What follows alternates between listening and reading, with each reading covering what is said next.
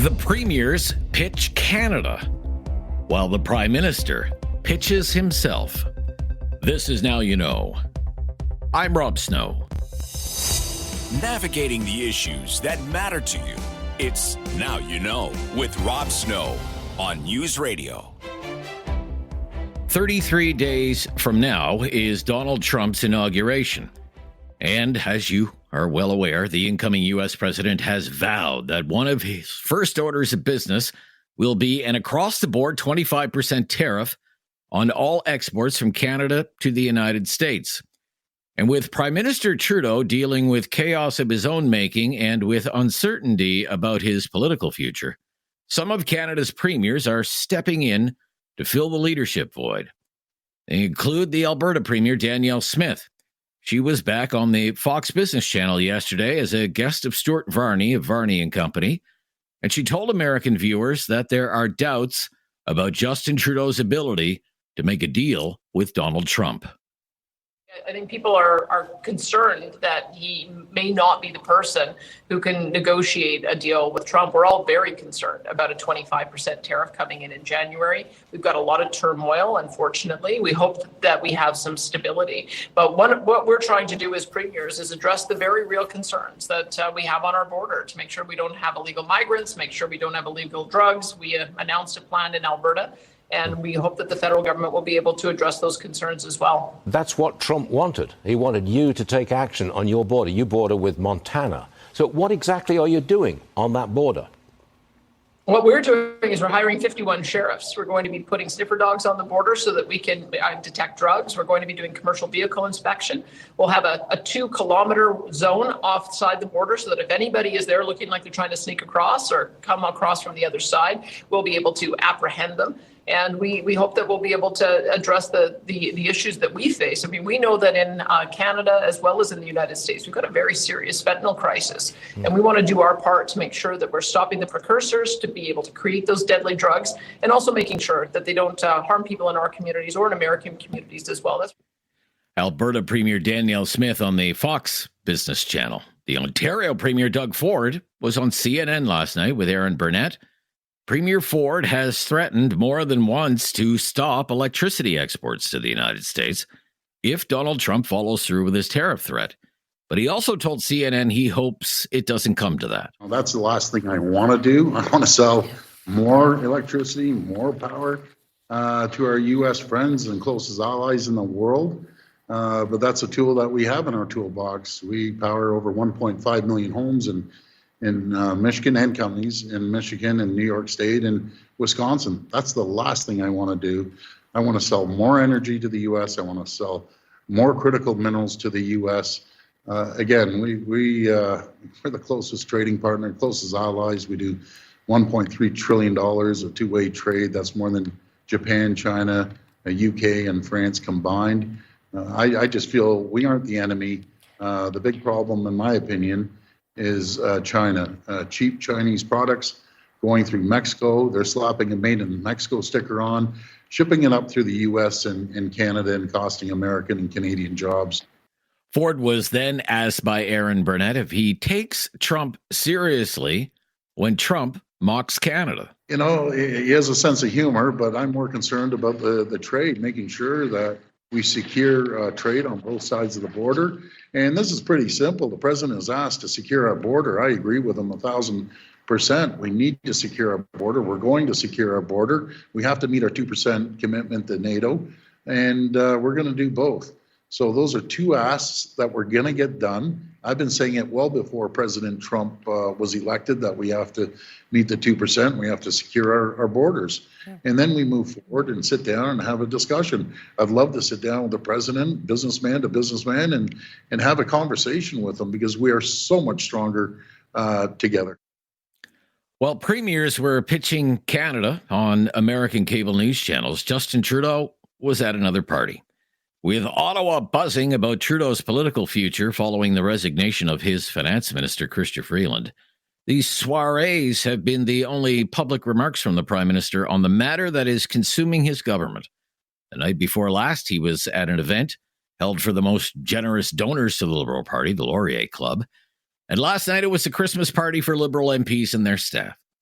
And as Mr. Trudeau sees it, the Liberal Party is one big happy family that just sometimes has its quarrels. Thank you all. Thank you all for being here tonight. It has been an eventful couple of days. It hasn't been easy, and that's why I'm so happy to see you guys. You know, it's hard not to feel happy when we're like this, among Liberals, among family, because that's what we really are, a big family. Now, like most families, sometimes we have fights around the holidays. But of course, like most families, we find our way through it.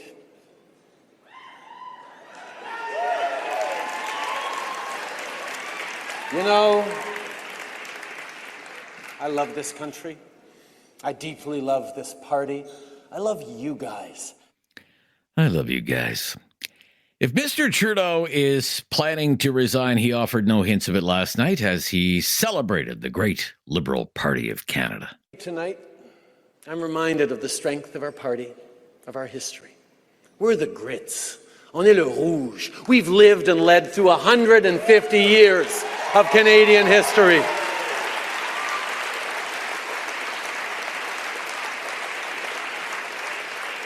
We were there for Canadians through the Spanish flu, the Great Depression, 2 world wars, the Cold War.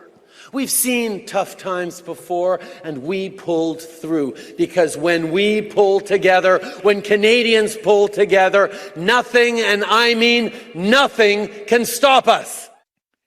Despite Mr. Trudeau's speech to a room full of cheerful Liberals, various parliamentary correspondents are reporting that Chrystia Freeland was the person attendees most wanted to see or snap a selfie with. It has now emerged Freeland was fired by Mr. Trudeau during a Zoom call and was told she would be replaced by former central banker Mark Carney, who has yet to comment on any of the week's developments. And as of today, Mark Carney is not the finance minister. Dominic LeBlanc is. Mr. Trudeau is said to be reflecting on his future. He has canceled all of his year-end interviews with the news media, and the House of Commons is now on a holiday break. MPs are not scheduled to return to the chamber until January 27th. I'm Rob Snow. This is Now You Know. This is News Radio.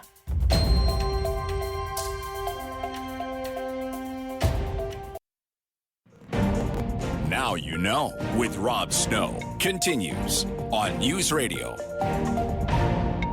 Let's talk about housing. How is the rental market looking these days? Well, there's a new report from Canada Mortgage and Housing about the rental market. It's called the Rental Market Report. Kevin Hughes is the Deputy Chief Economist at Canada Mortgage and Housing. Thanks for joining us. Thank you for having me. How would you describe the rental market? Overall in Canada, our results of our survey this year show that there was a slight easing in the market. So the vacancy rate edged up a bit. We're a little bit over 2%, 2.2 to be exact, and that compares to 1.5% in the previous year. So there was a slight easing, but overall, rental market conditions remain tight in most major centers of the country. Okay, what has happened with the growth in new rental supply? What's happening there?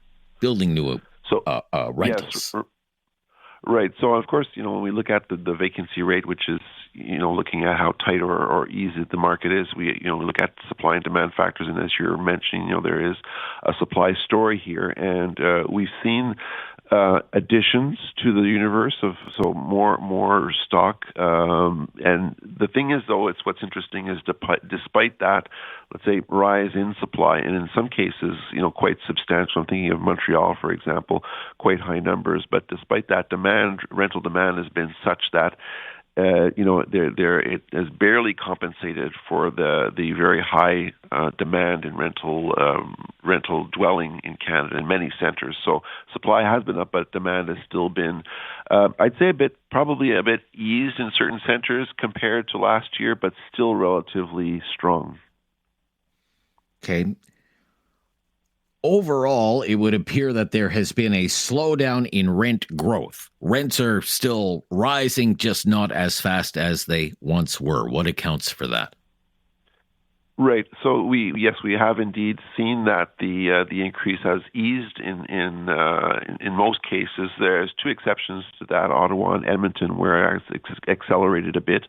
But yes, for example, if you take Toronto, for example, it went from 8%, nearly 9% actually last year, to around 2.7% increase this year. So the slightly higher supply is definitely one thing that is accounting for that. And when you look at we talked about the markets easing slightly. You have several factors there as well that contributes to easing markets and therefore slower rent growth. And one of those is the supply, but then there's also the demand factors, such as a bit softer employment growth for youth, so less household formation for younger renters. And also, we've seen in the period leading up to our survey, a dip down in terms of migration, especially in the renter population, students, and this is most likely due to the reduced targets in terms of non-permanent residents. Right. I wanted to ask you about kind of two big policy things that substantially shifted in 2023. One is the government's move to lower immigration targets, and the other is the move from the Bank of Canada to lower interest rates. What impact has that had on the rental market, and what impact do you think it will have in the future? So if we look at let's say the rate situation, first of all, so number one is that, the central bank has a monetary policy that is basically aimed at keeping inflation controlled. And so there can be, in that process of controlling inflation, obviously impacts when they hire rates. And then now they're more in the other side of that, where they're actually see that the conditions are such that they can lower the rates. Now, how that translates and how fast that translates into, for example, mortgage rate decreases, that doesn't happen right immediately. But insofar as it will do that, then we could expect perhaps that there are people that would otherwise be buyers who now are still renters because of affordability, let's say, constraints. They perhaps in the near future will be maybe more encouraged to buy, which will take some pressure off of the rental market. So that's definitely one thing, but that doesn't happen immediately. It's important to mention that. On the immigration targets, so of course we've seen those targets being, or we've heard the announcements, and certainly we see in some areas of the country in the statistics that is the case. And that because we know that immigrants, for example, are a renter segment of the population for sure. It takes a while before a significant part of that population becomes buyers. So obviously, we'll have an impact insofar as it goes down. Okay. The one statistic that really jumps out at me from your report is when a unit is turned over to a new tenant. So say somebody moves out and a new tenant moves in. Rent growth 23.5%. What accounts for that? Yes, so this is a statistic that we've been publishing for a few years now, and it's important that we're quite happy that we are producing this statistic now, because it shows people, like when we calculate your average, the average rent increase, that's taking into consideration units that are already occupied and how the rent goes up for occupied units. But there's a whole segment, as you just mentioned, of units that get turned over. And what usually happens is that is a time when an owner, for example, will do renovations or will bring the rent up to the current market price, and then that causes that big shift. And so it is important to make that distinguishing element. And those turnover units that contribute to that high number are a big part of the rent movement in Canada. Mr. Hughes, thank you for your time today. Really appreciate it. You're welcome. Thank you very much. That is Kevin Hughes. He is the Deputy Chief Economist at Canada Mortgage and Housing. This is News Radio.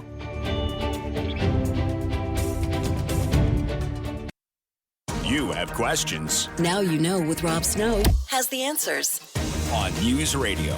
We're back with our Newsday panelists today. Gary Keller, Vice President of Strategy Corps. Nick McRoberts, Vice President at Winston Wilmot. So let's talk about Chrystia Freeland. I guess we all know the scenario by now. Zoom call. You're going to be out. I'd still like you to read the fall economic statement on Monday, but we have a new role for you. It doesn't involve overseeing a portfolio, so to speak. Doesn't come with any staff. Doesn't have any authority. And she says thanks, but no thanks. I'll take a pass, and then writes this scathing letter of resignation that drops like a nuclear bomb on political Ottawa. But did she say quit on principle? Some kind of battle over fiscal policy, keeping our powder dry and avoiding gimmicks and all of this? Or did she quit because she was about to be fired? Well, what would you say, Nick? She quit because she saw a political opportunity to kick off a leadership race and come out swinging, as you said, Rob, before the break, as some kind of liberal hero. But she is far from that in my mind. She's far from this sort of martyr. She is someone who has leadership ambitions, and she saw an opportunity.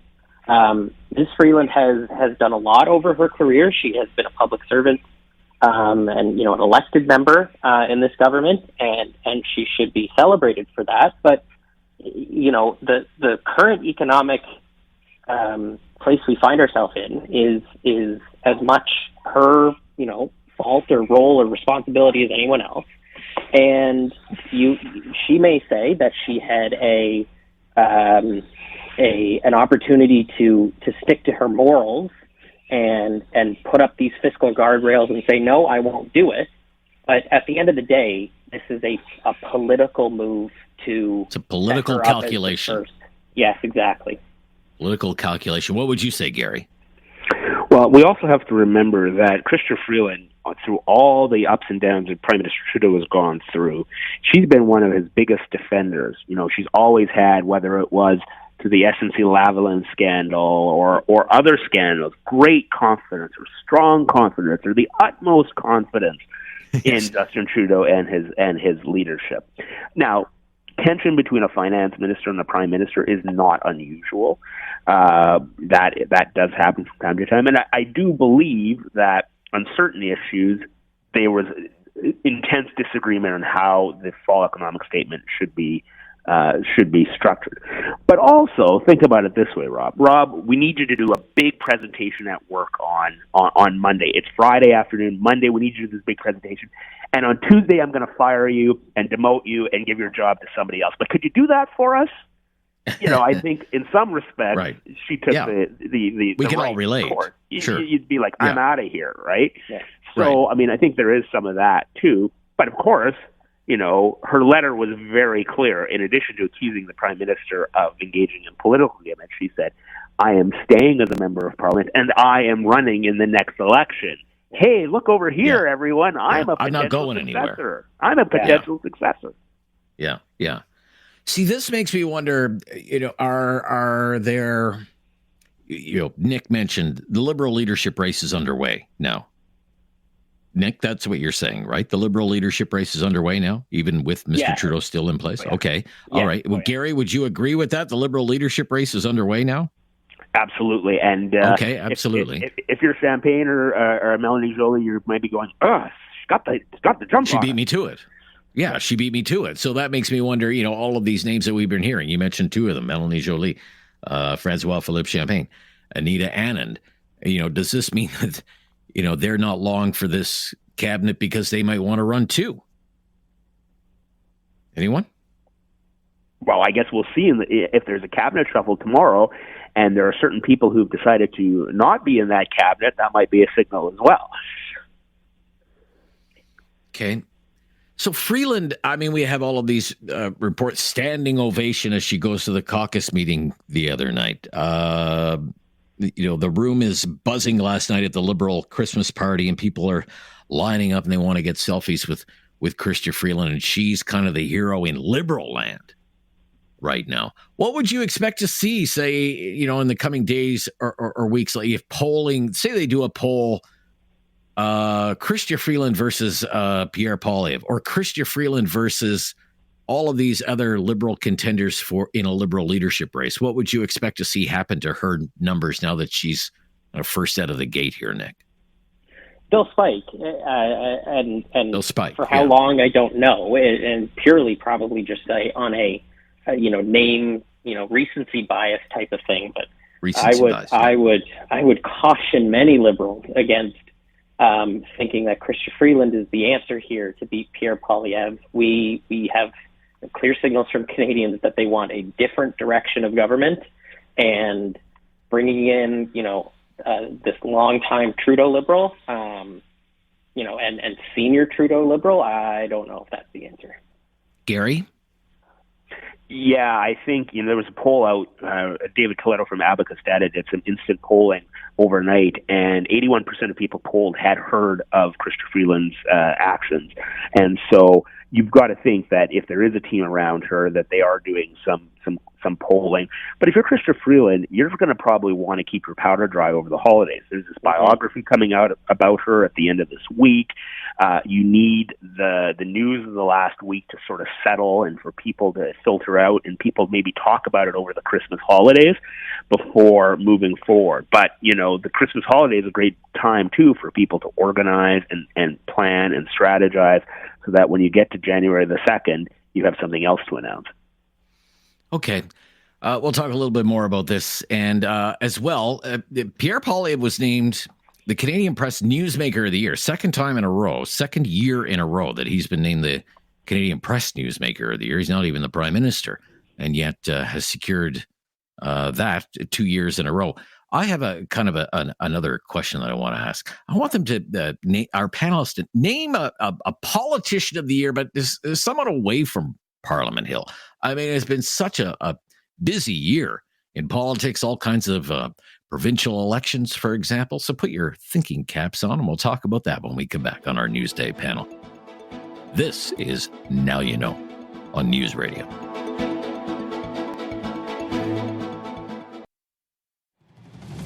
Now You Know with Rob Snow continues on News Radio. Here on a Wednesday alongside David Smith on Now You Know. I'm Rob Snow. If you're ever looking for a podcast of our show, Now You Know with Rob Snow, there is a great new mobile app. It will help you hear our show when you want to. You can listen live. You can listen to the podcast. It's called the Seeker app. That's Seeker, Seekr. All kinds of exclusive audio you won't hear anywhere else. News, music, and sports. Download Seeker for iOS or Android. Seeker spelled Seekr. And Now You Know with Rob Snow is on Spotify and Apple Podcasts or wherever you get your podcasts. And David tells me he's just taking the world by storm. Oh, yeah. We're crushing it. It's the future, man. No, but try that out. It is actually a pretty slick app. It is. It actually is a good app. It really it's a very good app. Yeah. So 1 week till Christmas Day, David. Yes. Yeah, look at that. That kind of snuck up on me. Yeah, got the tree up. Yep. All decorated and everything. And you're all done of your Christmas shopping, stocking stuffers and all, I understand. Actually, I do have a few stocking stuffers to get. I like to wait for that sort of last minute rush of inspiration, some panic-inspired gift giving. But no, the big items are done. I'm well in the clear. Oh, really? Okay. Well, you're way ahead of me, David. Oh, geez, the Canadian dollar, by the way, down again today. My gosh. It's just slightly like a tenth of 1%. I mean, these are not big moves in the currency market, but it's about the market psychology, Dave, and it just does something to Canadians to see our currency in the 69-cent range, and it's currently 69.79 cents US. That is the latest quote on the Canadian dollar. And as for Bitcoin, it has been selling off a little bit lately. It reached a fresh high of about $107,000, $107,545, $107,545. Recent high And then it has sold off since then, but it's down about $3,000 or so. Like it's swinging thousands of dollars, not only within the day, but sometimes within hours. And it's now at $104,302 US for Bitcoin. Aren't you so happy that you're sitting on that stash of Bitcoin? It's going to be such a Merry Christmas at the Smith household this year. We're laughing. We're laughing over here. Right? You've got I bet you're going to buy a brand new Maserati. Yeah, that's right. Right? You drive Jugmeat's thing to work. I could. Yeah, it could be my side hustle. Help with the payment.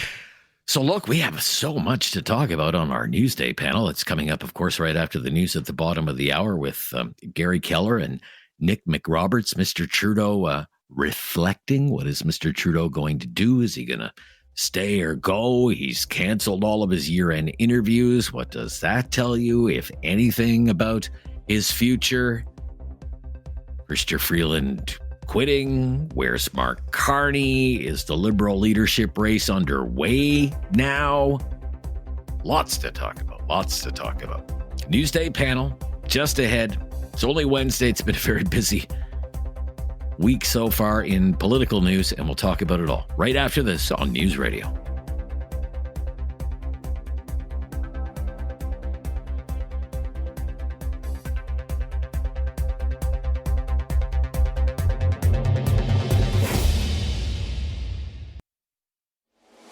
Have something on your mind you want everyone to know? Call now. Hello. 1-833-668-2577. It's Talk Back on Now You Know with Rob Snow. Pierre Poilievre's been named Canada's Newsmaker of the Year by the Canadian Press for the second year in a row. We want to know your honest opinion of the man. Good or bad, just your honest opinion. And what would you like to ask him if you had a chance to ask him something about his policies or what have you? 1-833-668-2577. Some first-time callers on the line, like Scott in Kitchener. Hi, Scott. Hey, Rob. How are you? I'm good. Scott, good to hear from you. What is your honest opinion of Pierre Poilievre? I think he's a breath of fresh air. I like his attitude. I like his look after Canada first, and I like where he comes from. I like his fiscal responsibility, it seems like. I'd like to ask him how he intends to bring more investment to Canada. Okay. But other than that, that's about it. Like I don't understand how we as Canadians can sit idly by anymore. And like, even if you're not a huge fan of Pierre, like how you can, like, are we going to sit and keep declining on the world stage? And are we going to keep declining as a Canadian society? Like the policies, the giving Ukraine money. We have so many issues and problems within Canada. I don't understand how they can have any lick of support or any credibility left anymore at all. It's just horrible. Okay. Look, I thank you for your call today, being a first-time caller. Scott, call again sometime. Calling Pierre Poilievre breath of fresh air. Likes this focus on, I'm using air quotes here, Canada first. Mike in Halifax, also a first-time caller. Mike, thanks for calling. Mike, your honest opinion of Pierre Poilievre, Canada's Newsmaker of the Year. Go ahead, Mike. I like Pierre. Definitely going to vote for him. Okay. I like he's more fiscally responsible than the Liberals by far. One thing I can't stand about him, though, and he's more and more lately, is the name calling. It's like, don't like the name calling. You're not in junior high. Stop. Right. You know, I don't know. I think that's why he's getting that Trump Jr. tag, and I don't think he's Trump Jr. at all. But that's just the name calling drives me nuts. I don't know why. Like things like carbon tax Carney, for example. Yeah, and what was it? Wacko. The Maserati Marxist or whatever. Yeah, not that I disagree. It kind of rolls off the tongue, though, doesn't it? It does, and it's not that I don't agree with them, but I mean they all got to act a little more their age, not just conservatives, not just they all like. Sometimes our parliament is a circus, and we're probably being laughed at a lot of times on the world stage. Okay. All right. But you like that he's he comes across as being more fiscally responsible. You think when the country needs more fiscal discipline, but you don't like the kind of the childish antics, if I could put it that way. Pretty much, yep. Pretty much. Okay. Thank you, Mike. Good to hear from you. I hope you'll call back soon as well. 1-833-668-2577. 2 lines available there right now. Your honest opinion of Canada's Newsmaker of the Year for the second year in a row. It is Pierre Poilievre. Your honest opinion. Rick in Dartmouth. Rick. Hi, Rick. Hi. Hey, look. Hi, Rick. Go ahead. Poilievre switched me from a lifelong NDP supporter to his brand of humor. I like the way he does that. I sort of put it into perspective. I was the sole entertainer for Ed Broadbent and Alexa McDonough's retirement parties here in Halifax. Oh, wow. So, that's cool. And her provincial retirement party as well. So I was, a heavy NDP supporter. And anyway, when they canned Thomas Mulcair, I left. But anyway, we went to see Poilievre his first time he came to Halifax, my wife and I, and we enjoyed it. He's making sense. He has a great sense of humor. He doesn't need to raise his voice to make a point. I take his nicknames for the people as humor. I don't take them as insults. What about the caller's points that they come across as, Rick? What about the caller's point is that they kind of they come across as childish or what lacking not maturity. To me, they come across as clever. I was a paid comedian, so hey. Anyway, okay. So we'll be definitely voting for him. We can't wait. Trudeau lost. Well, he never had me, but because I was to the left of Trudeau. But Trudeau has gone way too far left, as you know. I don't want to crap on him anymore. He's in enough trouble. But anyway, Poilievre for sure. All right, Rick. Thank you. Yeah, good to hear from you, Rick. Thank you so much. We better stop here. We're talking about Canada's Newsmaker of the Year as declared by the Canadian Press Newswire service for the second year in a row. It is Pierre Poilievre. We want your honest opinion of the man. Been all over the news all year. Whether you like him or don't like him, just your honest opinion, good or bad. You want to sing his praises or roast him over the coals, whatever it is. 1-833-668-2577. Share your thoughts on Talkback here on News Radio. There is no question Rob won't get answered. Now you know with Rob Snow continues on News Radio, the Newsday panel. And the gang's all here to talk about the big political news stories of the day. The gang today includes Gary Keller, Vice President of Strategy Corps. Welcome back, Gary. Great to be with you, Rob. And Nick McRoberts, Vice President at Winston Wilmot. Great to hear from you, Nick. You too, Rob. Great to be back. Well, Mr. Trudeau is reported to be reflecting. I would like you to place your bets. Does he stay or does he go? Gary Keller, what would you say? Where does your wager go? So it's a great question. Here's the thing with Mr. Trudeau is the man is so hubristic and obviously very, very much feels that his leadership is what matters. It would not surprise me if he tries to stay. Now, we're hearing rumors that tomorrow there will be a cabinet shuffle because there are 9 cabinet positions that need to be filled, and Dominic LeBlanc and Anita Anand can't do 17 of them.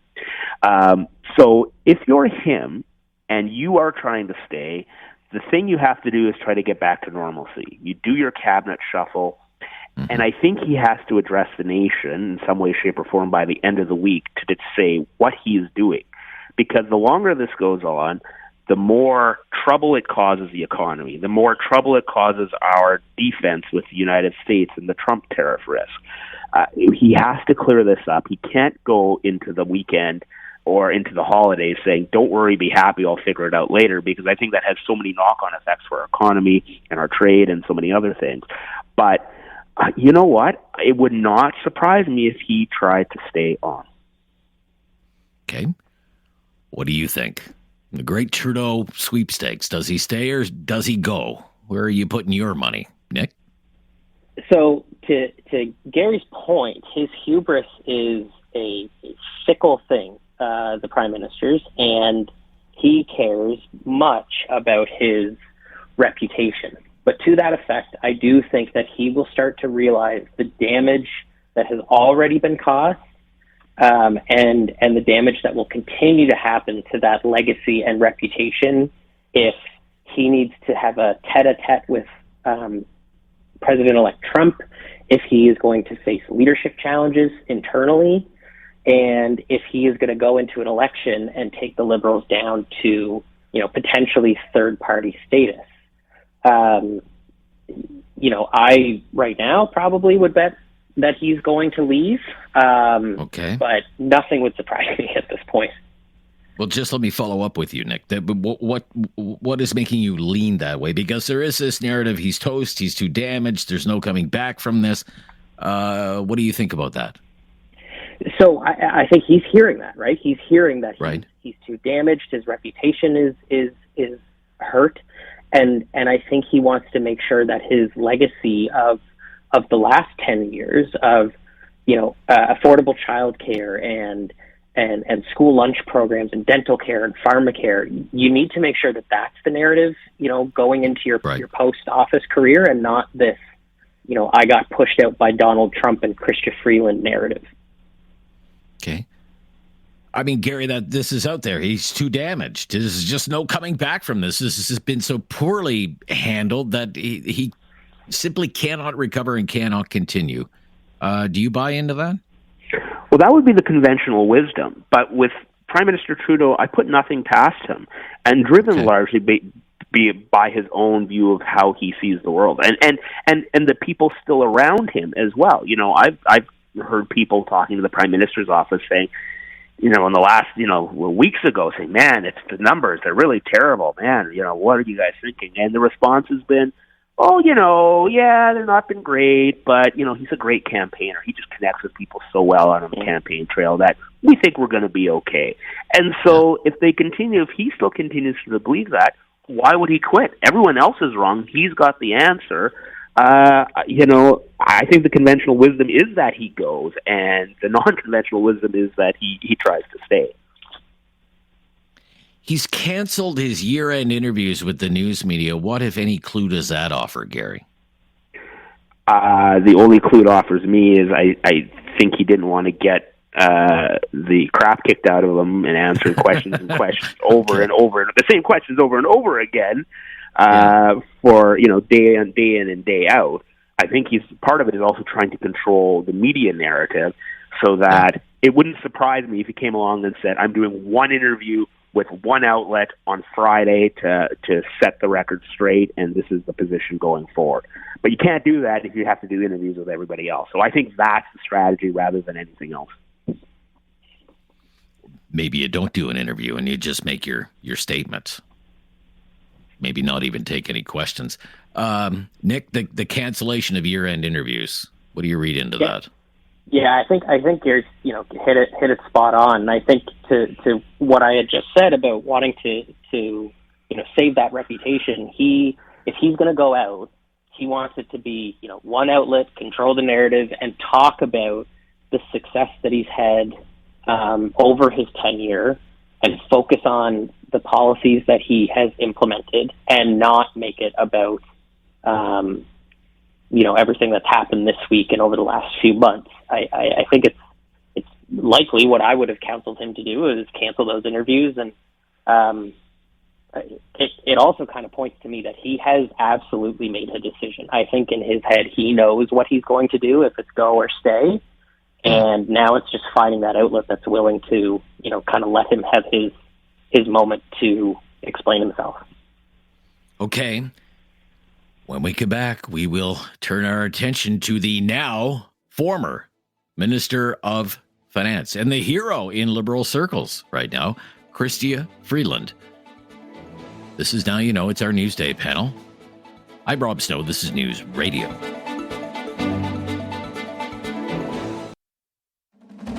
No question goes unasked or unanswered. Now You Know with Rob Snow returns on News Radio.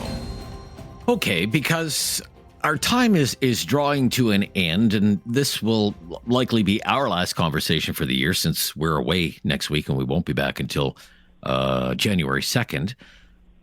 Let me ask both of you this. I'm here with Gary Keller, Vice President of Strategy Corps, and Nick McRoberts, Vice President Winston Wilmot. It's been a very busy political year, lots of provincial elections and new party leaders in various provinces. Name me politician of the year away from Parliament Hill. I'm thinking about people like Tim Houston, second majority government, Danielle Smith, big win with the UCP members, Naheed Nenshi, for that matter, winning the NDP leadership race in Alberta. BC politics was crazy. David Eby ekes it out for the NDP. John Rustad comes out of nowhere for the Conservatives. Susan Holt in New Brunswick. Rare Liberal win. Scott Moe, 5 terms for the Saskatchewan Party. I mean, there's a lot to choose from the 2024 year in politics. Who's your pick? Politician of the year away from Parliament Hill. Gary? Yeah, and you've named some great options there for sure. The one that comes to mind, and you mentioned them as well, and I had it in my mind before you mentioned them, so I got to take credit where I can. John Rustad, the leader of the Conservative Party of British Columbia. Now, he's not the most exciting guy in the world out there, but he was the leader of a party that had 1 seat in the legislature at the beginning of this year. And everyone said the NDP are going to romp home with a majority government. They're going to win, a massive supermajority. And he came within a hair's breadth of winning that election. Now, it hasn't been all glory after that, and they have a lot of problems and a lot of internal infighting. But let's not ignore the fact when you come from zero and almost take the crowd at the end of the day, there's something there that he tapped into, and he almost pulled it off. So I think that's my outsider pick. John Rustad. Yeah, it's a good one. And maybe that's the trend. I mean, look at what happened in that by-election in BC this week. Like 66% of the vote for the Conservatives out there. It's crazy. Who's your pick in, say, a little more than a minute left? Nick?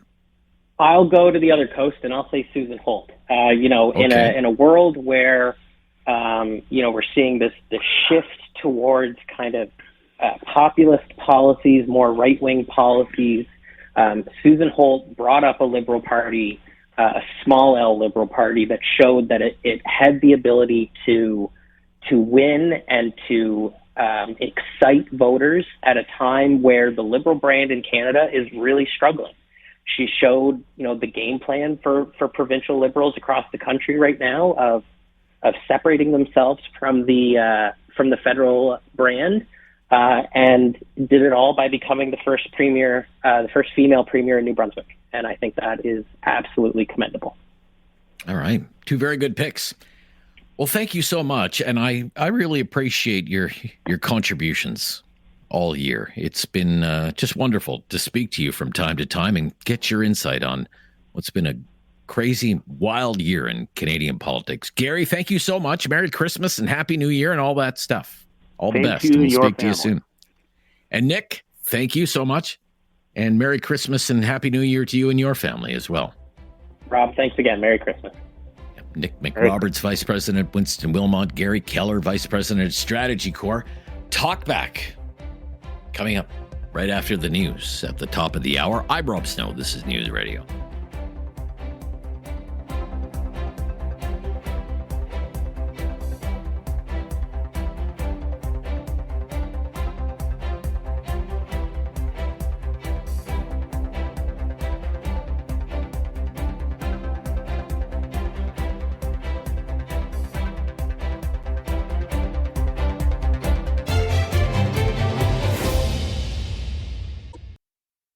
It's time to talk back. On Now You Know with Rob Snow. Call now And have your say. 1-833-668-2577. Welcome to Talk Back. 2 hours of debate and discussion on the big issues of the day. And today's topic, once again, federal politics, but we're not talking about what's happening with the Liberals, Justin Trudeau or Chrystia Freeland. No. Instead, today, with your help, we hope to talk about Pierre Poilievre, the leader of the Conservative Party and the leader of the official opposition and the person that all the polls suggest would be the next Prime Minister of Canada if the election was held today. as the year 2024 comes to a close, we want your honest opinion of this person, Pierre Poilievre. What do you like about the guy? What don't you like about the guy? And what would you like to know about the guy and his plans for Canada if he ever did become prime minister? 1-833-668-2577. 1-833-668-2577. Lost in all the noise this week because of all the drama unfolding with Mr. Trudeau and the Liberal Party this week, and Mr. Trudeau losing his Minister of Finance quitting before she could be fired, and all the speculation about Justin Trudeau's future and will he resign, will he fight on, will he cling to power, or whatever you want to call it. Lost in all of that noise was the fact that Pierre Poilievre was named this week by the Canadian press Canada's Newsmaker of the Year. Canada's Newsmaker of the Year. And that's the second year in a row that Pierre Poilievre has been named Canada's Newsmaker of the Year by the Canadian press. And it's not the Canadian press newswire service that makes that decision. The Canadian press asks a lot of news directors and news editors all across the country, who do you think should be named the Newsmaker of the Year? And all of these people in the news business in Canada, they sit down, they vote. And the winner this year, once again for the second year in a row, Pierre Poilievre. This year, the Canadian press had a list of 10 potential winners, 10 nominees, if you will, for Newsmaker of the Year. And Pierre Poilievre was the top choice of about 25% of people who voted from the newsrooms across the country who had a vote in this. I didn't have a vote in this. Prime Minister Trudeau finished second in the poll. Céline Dion finished third. Now, it's quite common for prime ministers to be named Newsmaker of the Year because prime ministers are always in the news. It's not unheard of for opposition politicians to be named Newsmaker of the Year. Stockwell Day was named Newsmaker of the Year back in 2001. Lucien Bouchard was named the Newsmaker of the Year back in 1995, the year of the sovereignty referendum in Quebec. René Lévesque was twice named Newsmaker of the Year. But here we are, second year in a row.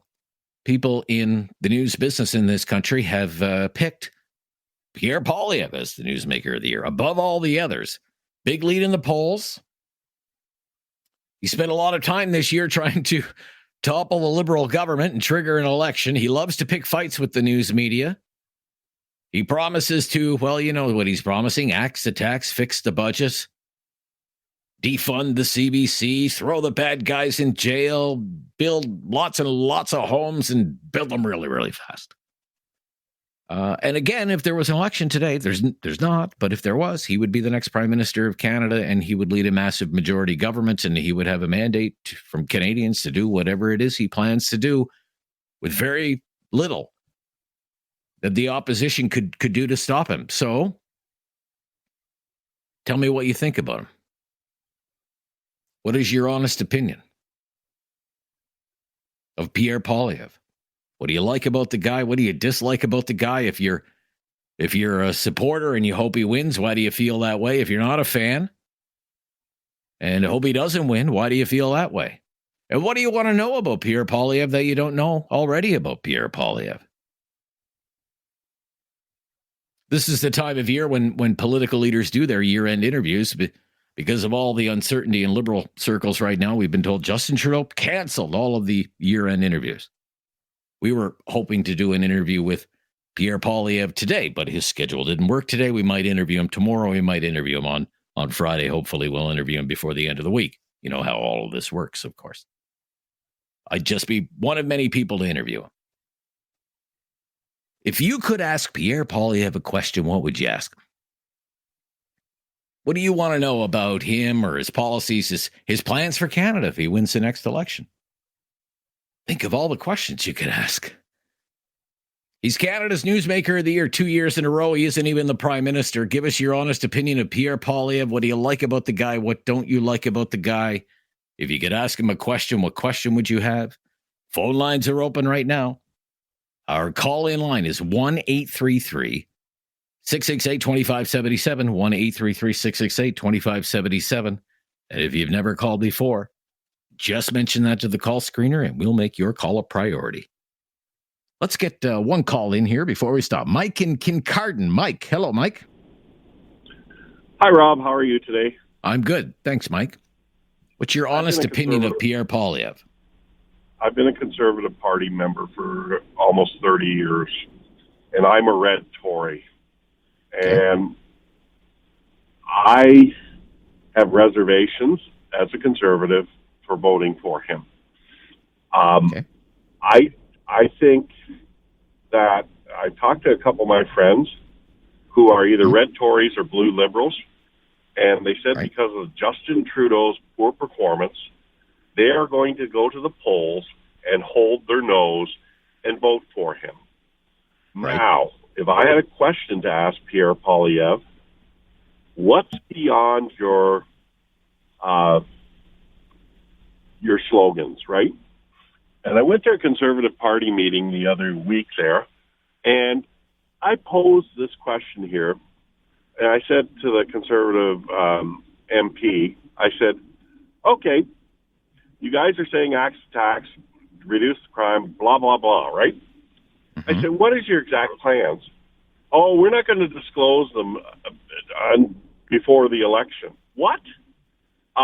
Right. Well, that's very common, though, right? That's very common. Yeah, but don't you have a party platform? The other thing I asked them is, well, when I asked them, I said, don't you think you're going to turn off informed voters like me, who have been with the party for many, many years, who want some answers, right? And they said, well, no, we're not going to answer them now. He's been successful with his slogans right now. So I don't think you're going to get anything out of him, Rob. And that's my thoughts for today. So you have reservations and you want more details. Fair enough? Yeah. That's okay, correct. Gotcha. Thank you. We're off to a good start now. 1-833-668-2577. This week, Pierre Poilievre was named Canada's Newsmaker of the Year by the Canadian Press, second year in a row for him. We want your honest opinion of the man, good or bad. What do you like or dislike about Pierre Poilievre? What more do you want to know about him and his policies? This is Talk Back on News Radio. Have something on your mind you want everyone to know? Call now. Hello. 1-833-668-2577. It's Talk Back on Now You Know with Rob Snow. What is your honest opinion of the leader of the Conservative Party, Pierre Poilievre? Good or bad? What do you like about the guy? What don't you like about the guy? What do you dislike about the guy? If you could ask him a question, what would you want to ask him? He's been named the Newsmaker of the Year for Canada by the Canadian Press for the second year in a row. Give us a call and share your thoughts. 1-833-668-2577. Wayne in Calgary. Thanks for waiting. Wayne, you're on the air. Go ahead, Wayne. Hi, Rob. I guess what I would say is I really, really like Poilievre. I like the fact that he doesn't sit on his hands or wring his hands and gnash his teeth, I guess, until a crisis actually comes to fruition. Way back and the caller that said earlier that he doesn't have any plans. Well, all you've got to do is look at some of the news, and go back and get on Google. And you can see that he actually does bring forward plans. He brings forward, for example, a private member's bill back in 2023 in September about the housing crisis. Well, as far as I'm aware, the Liberals kind of sat on their hands until things got so bad that they had to do something. They're the ones that have basically had a lack of planning with respect to immigration, which put much more pressure on everything. So you think, if I could just interrupt there, you think he would be or is more proactive instead of reactive? I think he is more proactive. And yes, I agree with some callers that he's negative. Well, he's negative because he's the leader of the opposition. That's what he's supposed to do. That's his job in the House, to criticize the government. That's the way our system is set up. So, yeah, I mean, he does come across that way, but he also comes across as being proactive and providing some recourse of action. And that's what I like about him. I also like about the man is where he came from. He didn't come from a silver spoon kind of environment. He knows what it's like to and like if you look at basically his spouse, the whole family. I like that, and I think that the fact that he has a middle class upbringing. Exactly, and right. Justin, I think, was born with a silver spoon in his mouth. He doesn't really relate to the majority of middle class people, and he's out of touch. Like he's really out of touch. All right. Thank you, Wayne. Thank you. Yep. Yeah, I've got it. I'm writing down things. Okay. Thank you, Wayne. I want to fit in one more here. Virginia in Edmonton. If we run out of time, Virginia, I can always bring you back on after the news. But go ahead, Virginia. Thanks for calling. Yeah. Well, thank you. I really like Pierre Poilievre. Several years ago when his child was small, I had called his office, and said, I would like to see Pierre run for Prime Minister. And the gentleman on the phone was quite surprised. He says, well, thank you for that, for having that much faith in us. And I said, I really think Pierre would make a great Prime Minister. And I like Pierre because, he's smart, he's down to earth, he's very, very honest, and he loves his country and he loves his people. And he's no dumb bunny. He knows what he's up against. And he's very, very clever. And he knows how to do things, and he's young enough that he can do things, but he's got a big obstacle in front of him. He's got one heck of a mess to clean up. And everybody can... Well, yeah, whoever forms the next government, and the country is facing a lot of challenges. Okay, but you were ahead of the game, even before he kind of took off and became this in the national spotlight. You wanted him as Prime Minister. Have something on your mind you want everyone to know? Call now. Hello. 1-833-668-2577. It's Talk Back on Now You Know with Rob Snow.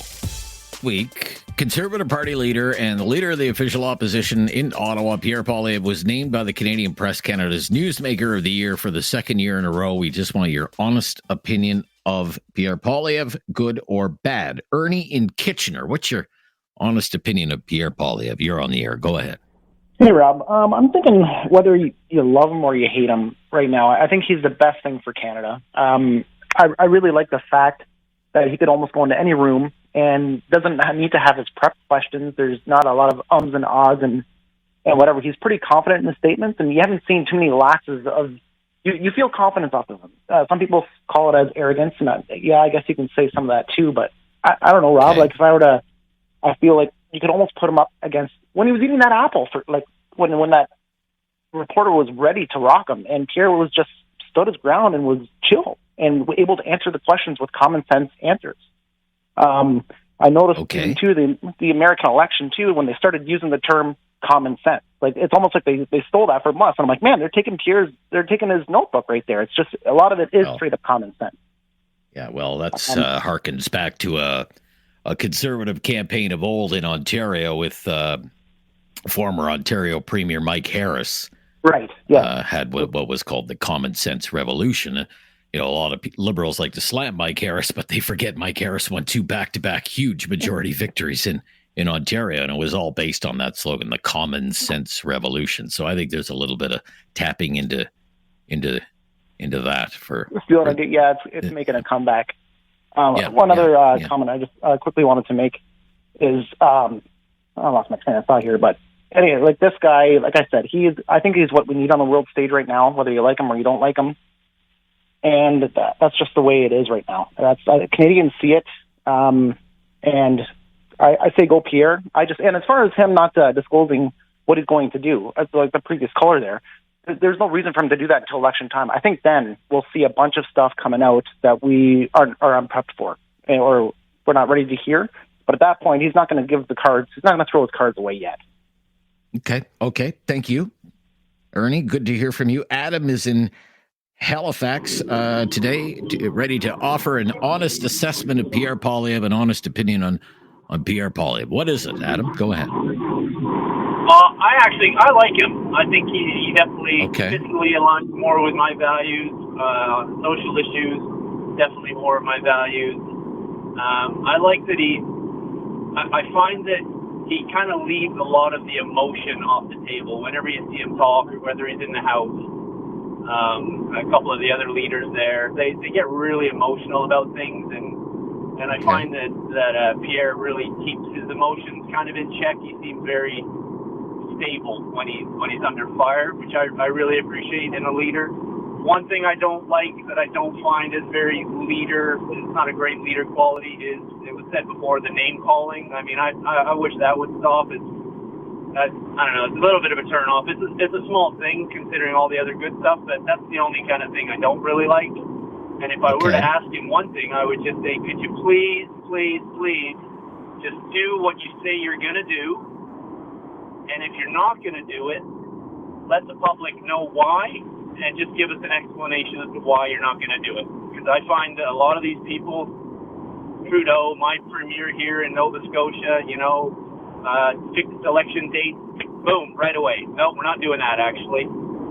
They just say stuff, and then they don't do it with no explanation, and the public just kind of sits there with their hands up in the air going, what the hell? Okay. That's why we voted for you, and no explanation. Okay. That's all I would say. Okay. It's interesting. You're the second person who you like the idea of a more, say, fiscally responsible government. Okay, that's supposed to be meat and potatoes for a conservative party anyway. Fiscal issues. When you say you're more aligned on social issues, what do you mean, social issues? Well, I would say, and I know a lot of people kind of throw their hands up at this, but a lot of the LGBTQ stuff, he wants to keep trans men or trans women out of women or little girls' sports. Puberty blockers for kids under 18. Those kind of things I quite agree with.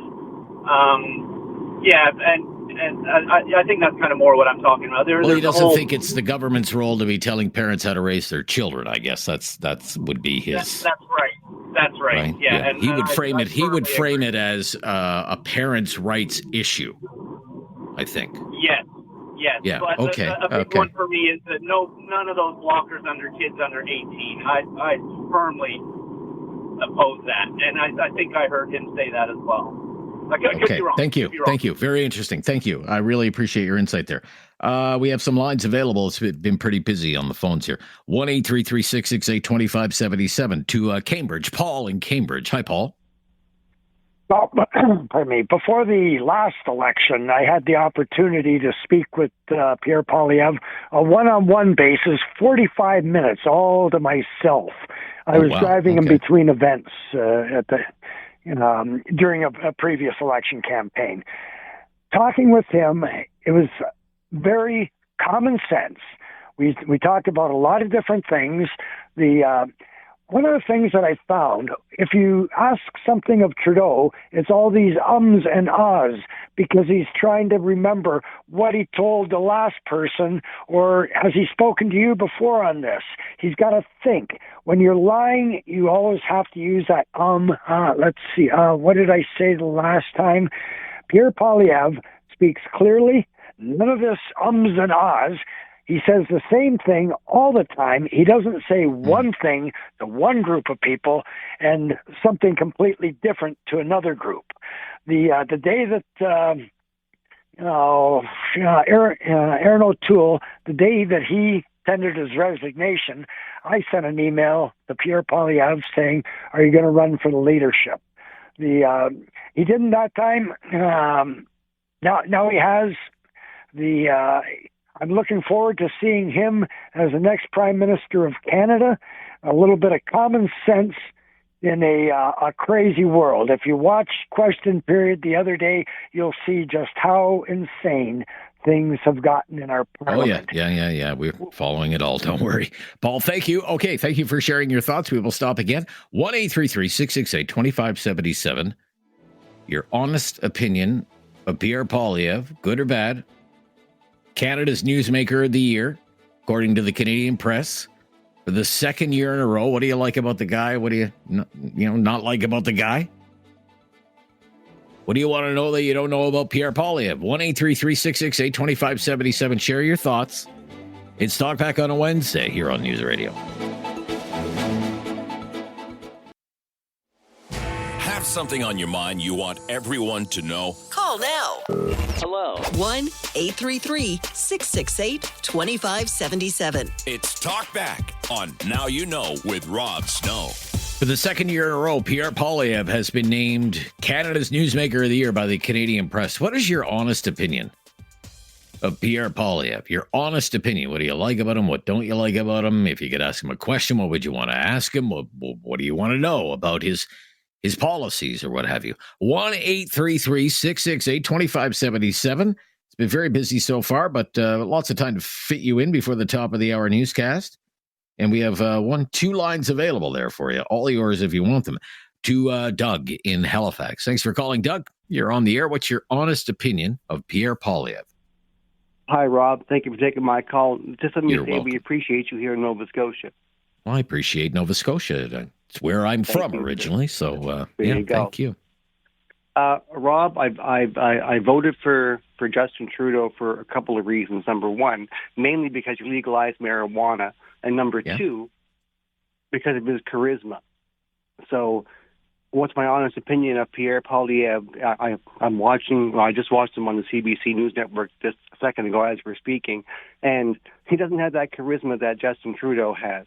Having said that, my grandparents, may they rest in peace, were staunch conservatives forever, and they would rest easy knowing that this time I'm voting for conservative. And based on the situation now, Rob, I'll never vote for Liberals again at this point. So, yeah, Pierre Poilievre has my vote, and hopefully he'll rub off on me.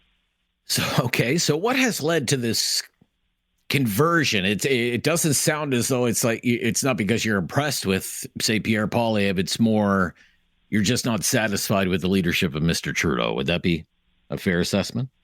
Yes, you're 100% correct. Based on just see where we are right now. When Chrystia Freeland left, Sean Fraser left under different circumstances, of course. But how many more are going to leave? Obviously, it's time for Justin to say thanks. I did what I could, but it's time for somebody else. Okay. So your honest opinion of Pierre Poilievre would be you haven't really formed one yet. I think, other than you don't think he's as charismatic as Mr. Trudeau. He's not, in my opinion. Right. But again, it comes down to this, Rob. I don't have to like you as long as you're a good prime minister and you do right by me and by Canada. Then it's all good for me. Yeah, it sounds like you're willing to take kind of a leap of faith, I guess, in that direction. Yes, sir. And we'll see how it goes. Taking a leap of faith. Thank you, Doug, and thank you for those kind words. Very nice of you. Alex, also in Halifax. Hi, Alex. Hi there, Rob. Thanks for taking my call. It's a first time calling in. I appreciate that. So my honest opinion on Pierre, I think we're in a pretty dangerous situation. I believe a caller a few back there had also stated that, the situation that we're in now where Trudeau has done quite the job.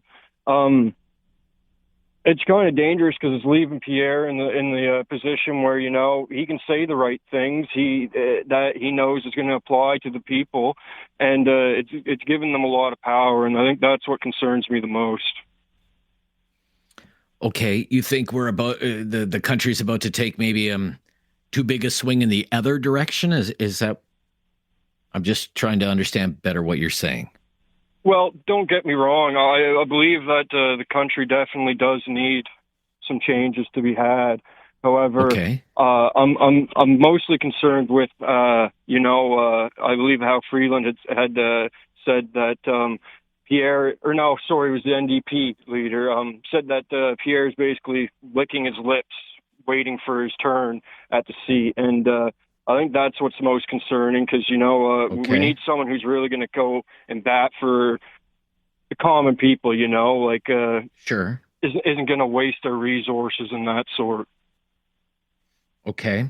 So you're suspicious of this idea that he's, he says he's there for, say, the common people, and that the House of Commons is for the common people. And he was standing up for the working class. This kind of stuff.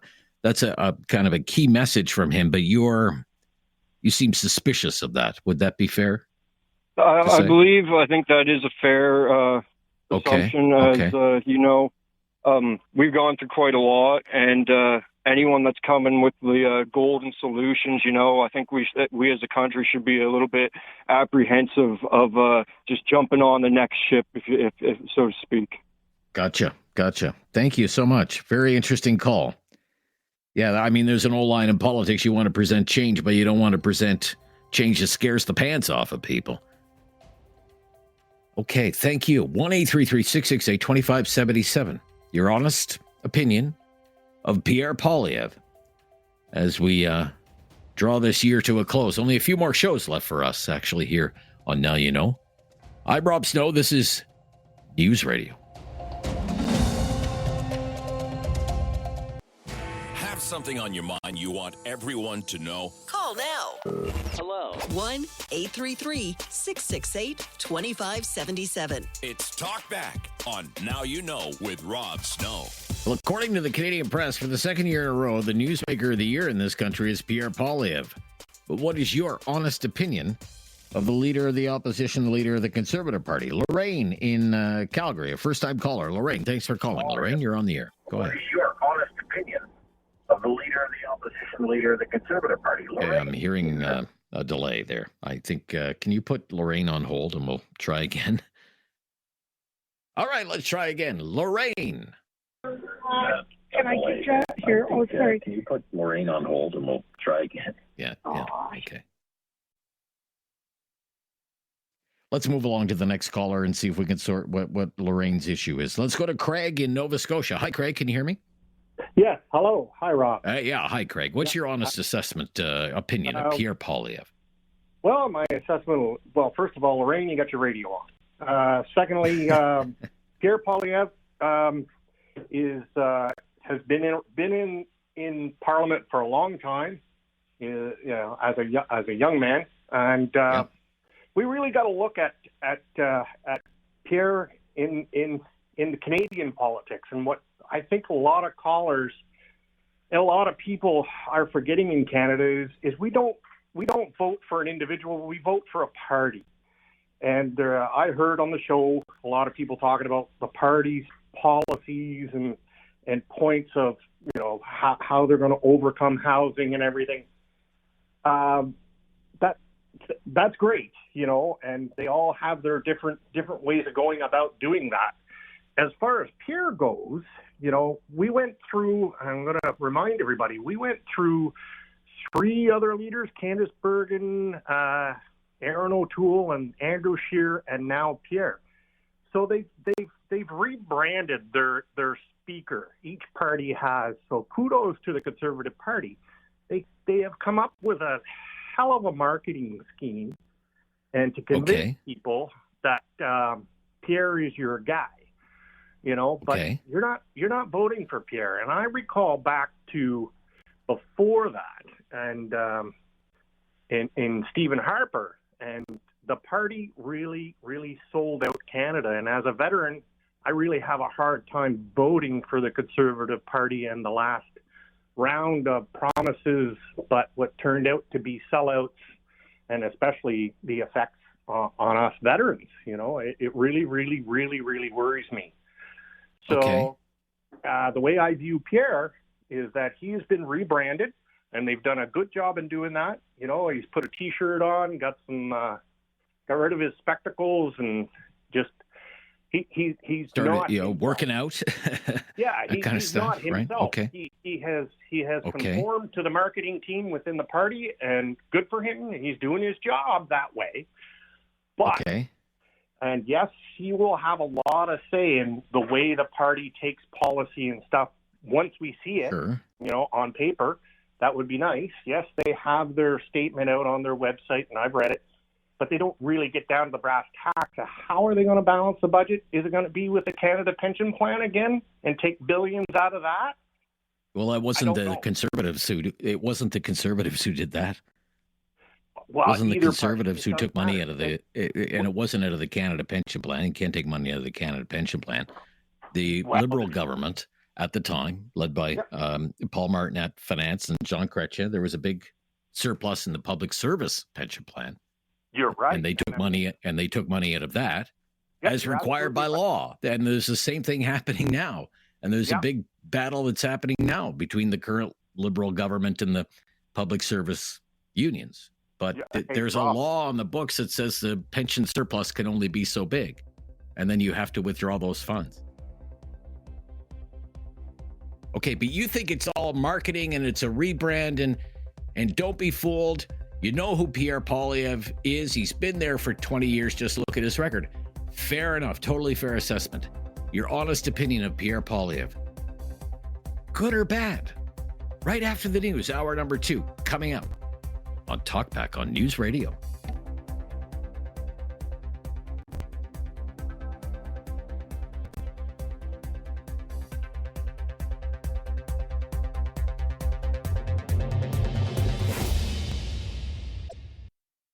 It's time to talk back.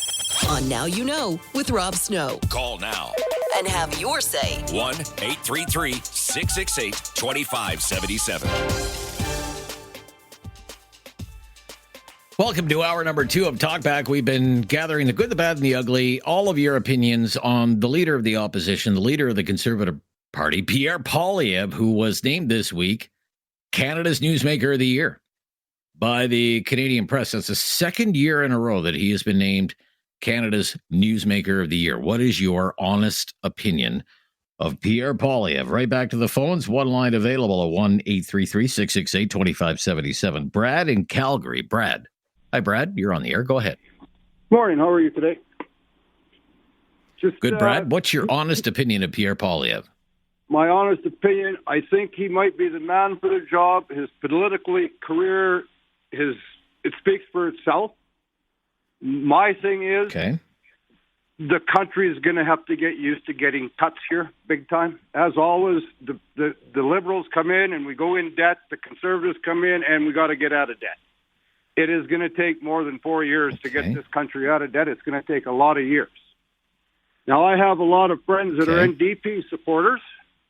They will never vote NDP again because when they voted for NDP, they voted for NDP. When you got Singh to turn around and give them their votes to the Liberals, they didn't like that. For most of them, my friends that I know are going Conservative. In my mind, that's the way this country needs to go due to the fact we've seen what Trudeau has done, and he still does not wake up to smell the roses on his overspending. He thinks overspending is the way this country needs to go.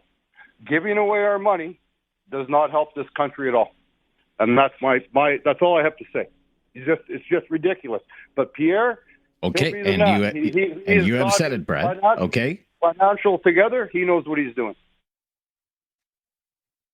Okay.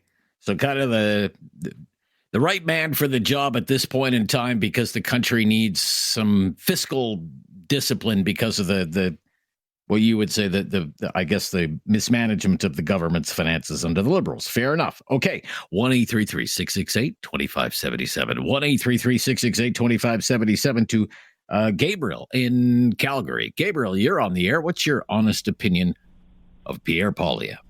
Well, Pierre is a real patriot. He's a Canadian-born leader. This guy keeps the Liberals on his toes. And you know what? I can't say more than most callers have called in already. But, that guy's the man for the job. He's thinking about the whole country, not just one part or the other. He's seen all the things that need to be done. And you know what?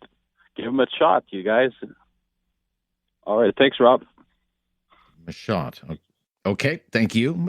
Gabriel, let's go to Kurt is up next. Kurt, what is your honest opinion of Pierre Poilievre, good or bad? Well, the thing is, if you go back a few years, he was a finance critic, and I thought he did a pretty good job of doing that. And now we've got our prime minister with his fancy socks, sunny ways, and it's time to get back to some kind of reality. I think Pierre Poilievre will exercise some financial restraint, and hopefully he can do something about this train wreck that we've got for federal government right now. Okay, thank you, Kurt. To Myra up next, also in Calgary.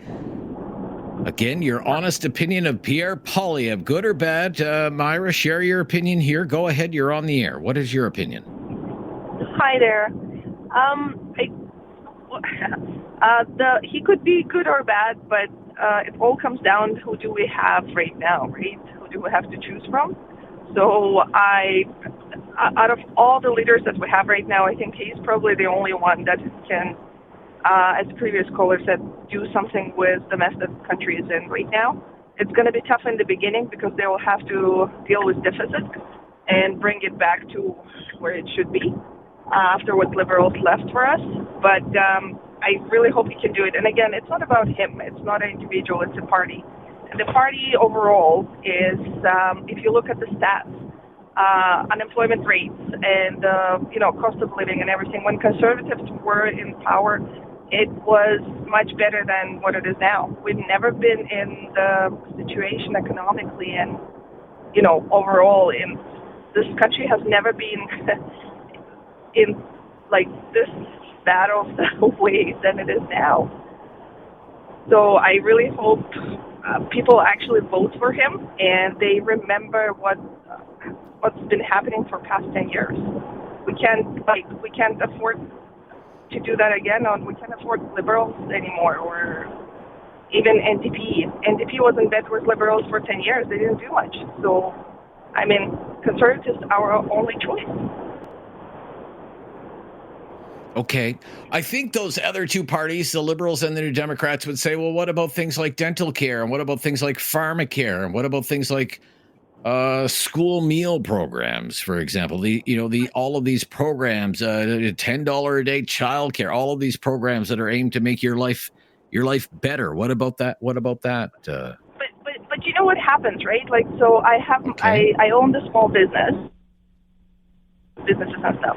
So we work hard, we pay taxes, and what Liberals do, we give it to poor people that sort of need.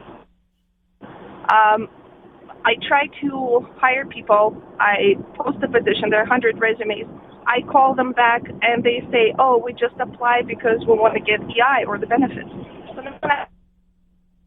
the thing is, like, there's only so much.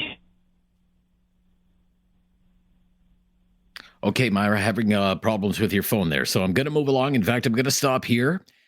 And when we come back, we'll be right back on the phones. There's two lines available. 1-833-668-2577. 1-833-668-2577. For the second year in a row, the Canadian Press has named Pierre Poilievre as Canada's Newsmaker of the Year.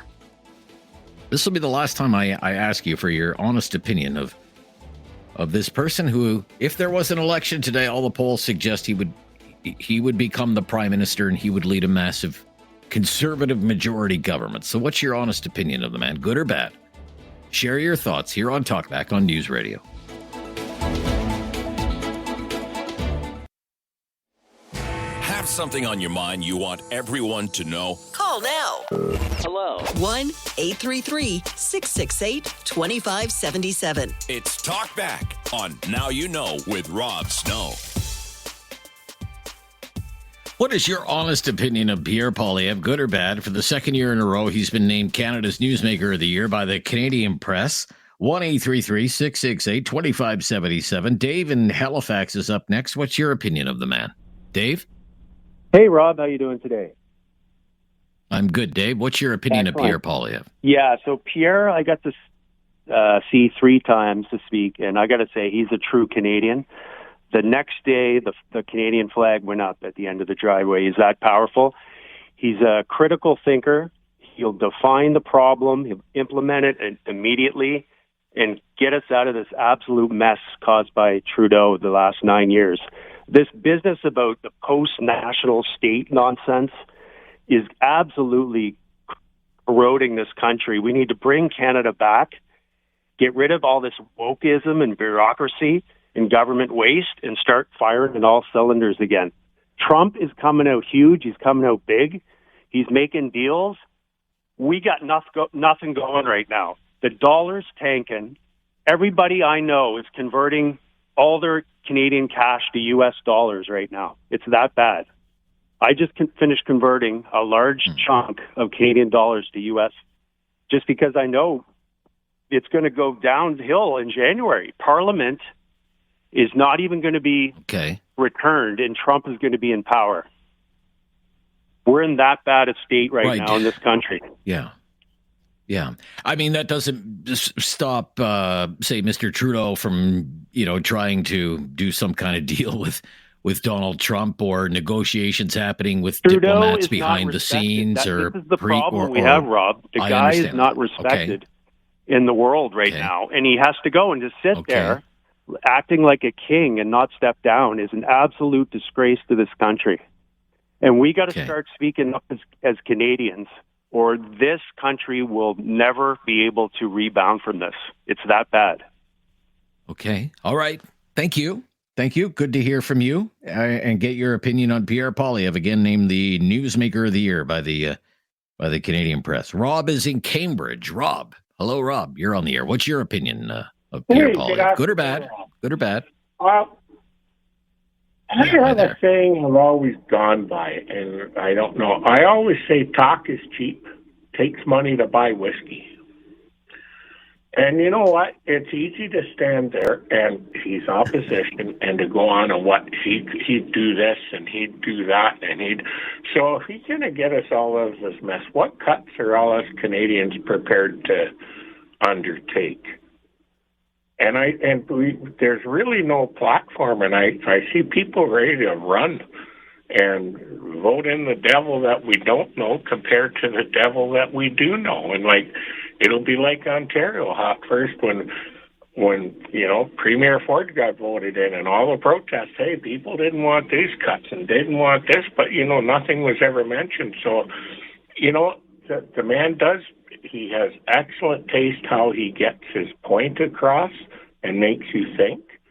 But really, he has not come out and really said anything of what he would do better. All he's ever said, well, I'll look at it at the time. And, because we mentioned about the military and stuff, and then he stands up and says, yes, we should take a harder stance to the U.S. on Canadian interest. Well, it's easy to do that. And if anybody would figure that Chrystia Freeland didn't do that, I'm amazed. But there's only so much. So I'm just kind of concerned of where we are going because people are so sick of things and they're just ready to almost vote in anybody without really even knowing what the policies and what they can actually do. That's the thing I'm concerned Okay, so a number of callers have raised this point that they want some fiscal responsibility or fiscal discipline, that they don't think the current government has managed the country's finances very well. We just had of course, this version of a fall economic statement released with a $62 billion deficit, and deficits for as far as the eye can see for years and years to come. But you're worried about what it would actually take to return to some kind of fiscal discipline. What would be cut? Do I have that right? Will he cut back on health care? We've been at that. So what would take it from health care? And cut back on certain pensions or disabilities or stuff like this, stuff that's been told we're going to get.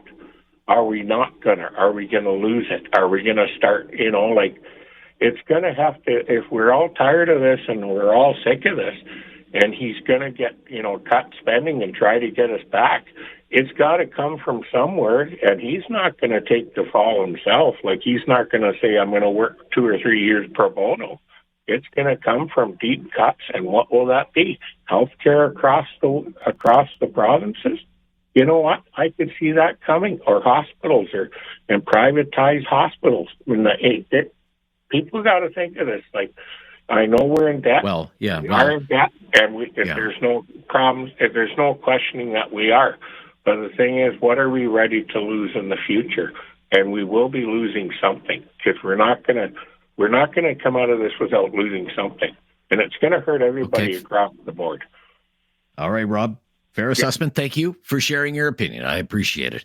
Here on Talkback, where we're talking about Canada's Newsmaker of the Year, as declared by the Canadian Press this week for the second year in a row, the Conservative Party leader, Pierre Poilievre. Just your honest opinion. Good or bad? 1-833-668-2577. This is News Radio. Have something on your mind you want everyone to know? Call now.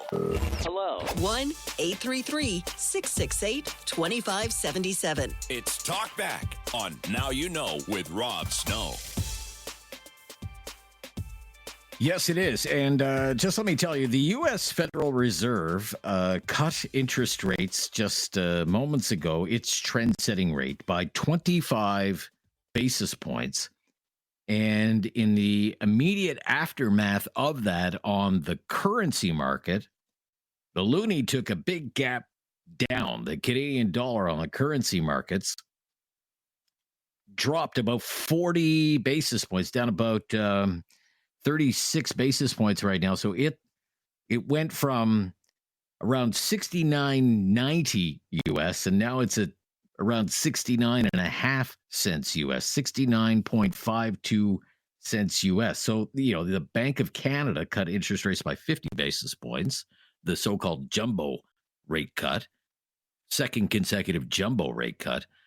You have the U.S. Fed moving slower than the Bank of Canada with a 25 basis point cut. So the experts are talking about this, the spread, the difference in the interest rate in the United States compared to Canada makes the U.S. dollar stronger, the Canadian dollar weaker, and quite a bit weaker today, and quite a bit weaker than it was even just a half an hour ago. So that's very interesting, isn't it? We have been talking about Pierre Poilievre, named Canada's Newsmaker of the Year by the Canadian Press. What's your honest opinion of Pierre Poilievre? Doesn't have to be a love-in around here. It can be a good opinion, a bad opinion. What do you like about the guy? What don't you like about the guy? Emerson, up next in Calgary. Thanks for calling. You're on the air. What's your opinion of Pierre Poilievre? Go ahead. I love him. He's a prince of a man. I had a chance to meet him at the Calgary Stampede. The guy is as humble as they come. The man has the pedigree, understanding the grassroots. He himself came from a background where he born into his unwed mother, been given up for adoption, worked hard for everything. Nothing was handed to him, no gold spoon, no privileged life. And the way he spoke to me, and he wasn't trying to push me off. He said, "Have I answered all your questions? How do you feel about what I had to say?" I was amazed. Like, usually you get politicians, they try to cut you off. "Oh, I'm sorry, I'm in a rush, I'm busy." No, he was very humble. I trust him completely. I don't care what your last caller said. "Oh, he's going to come in and rule with an iron fist and chop up the medical system and this, that." Well, what do you think? He's not going to come in with both guns blazing. It's going to take some time to do the autopsy, what Mr. Trudeau is going to leave behind. Let's not forget this, Rob. These Trudeaus, they don't quit. You remember his father? In 1972, he was on life support. He had to form an alliance with Riel Cowett from the Social Credit Department to hang on to power. And then Joe Clark defeated him. And then, unfortunately for the Conservatives, the government lost confidence. And because the Liberals weren't able to call a convention and appoint a new leader, Pierre snuck his way back in there. These guys are snakes. They'll do anything to hang on to power. Don't kid yourself. Justin Trudeau is not going to step down. He would rather run and rather lose than say, "You know what, it's time for me to go. I've overstayed my stay." These people, let's not forget the Trudeau background. They don't care about the middle class. They don't care about the grassroots. They care about privileged people. And wake up. Let's not get scared and say, "Oh, my God, the guy's going to cut the hospitals. He's going to do this." Don't start prejudging. The guy deserves the opportunity to govern. He's surrounding himself with smart people, and he will make an impeccable prime minister. I love him. He has to be elected. And I'm going to tell you, if we don't elect him and Trudeau sneaks back in, we're in trouble. Thank you. Merry Christmas. Okay. Same to you, Emerson. Thank you. Look, we're tight on time here because I wanted to update people. It's my fault. I wanted to update people on the Canadian dollar situation.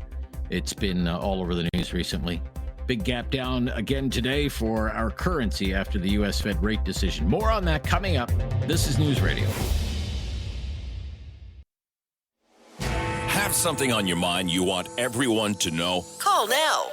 Hello. 1-833-668-2577. It's Talk Back on Now You Know with Rob Snow.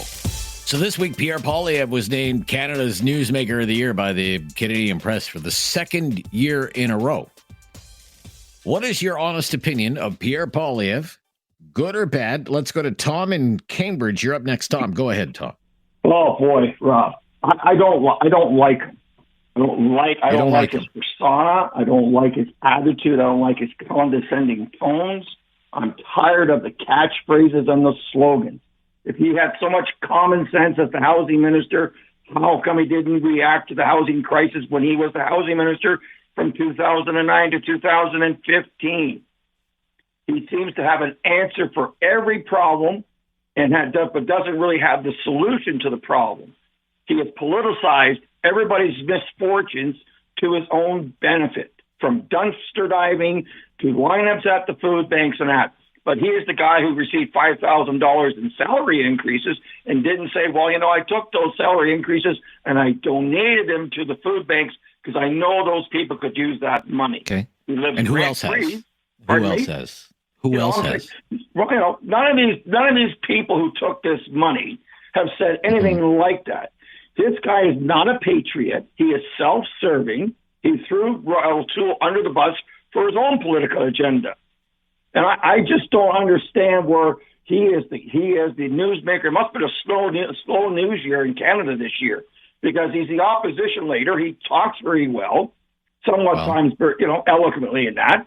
But somebody with Blanchette would give him a run for that money then, because Mr. Blanchette yesterday, listening to him in his press conference, preferred not to say certain things or comment on certain things that he felt was not his place to say so. So, okay. Well, it's the second year in a row. It's the second year in a row, and it's voted on by newsrooms across the country: newspapers, television newsrooms, radio newsrooms. Well, second year in a row. I guess I'm saying I don't know, and I'm just being sarcastic. It must have been a slow day and slow news year in Canada. But the fact is that we are in trouble, and a lot of us is our own trouble because some of us live above our means, and that we've relied on the government somehow during the pandemic to hand out money, and some took it on whether they should have taken it or not. And Trudeau, when he came in, he was the next best thing to sliced bread. And then what happened after the pandemic, I don't really know either. But I would not give this guy a majority government if he was going to be elected. But I do not like him, not one bit. Don't like him, not one bit. No, okay, not one bit. There you Sorry. go, Tom. I got you. No. Look, that's why I said good or bad. Good or bad. For you, it's all kinds of bad. That's fair enough. Let's get some other opinions on here. Thank you, George in Alberta. George, hi, you're on the air. George, your honest opinion of Pierre Poilievre, George. I think he'll be fine, unlike your previous caller, who's obviously a disgruntled Liberal or an NDP. But I think if Pierre Poilievre there has got the stones when he gets in there and says, okay, it's time to start cutting some spending.